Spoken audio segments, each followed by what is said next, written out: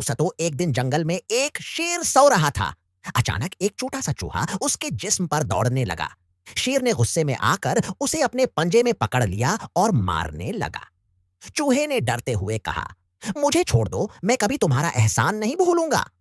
शेर हंस पड़ा और कहा, तुम जैसे कमजोर मेरा क्या भला कर सकते हो। मगर फिर दिल नर्म हुआ और उसने चूहे को छोड़ दिया। कुछ दिन बाद शेर शिकारी के जाल में फंस गया। वह जोर लगाता रहा मगर जाल न टूटा।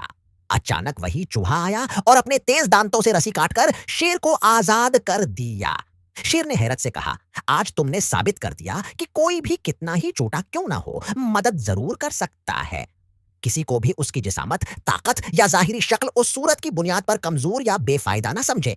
जाओ बाज़ाहिर छोटे या कमजोर नजर आते हैं, उनके अंदर भी ऐसी खूबियां और सलाहियतें होती हैं जो मुश्किल वक्त में बहुत बड़ा किरदार अदा कर सकती हैं। असल कदर इंसान की नीयत, हिम्मत और दूसरों की मदद करने के जज्बे में है, न कि सिर्फ जिस्मानी ताकत में।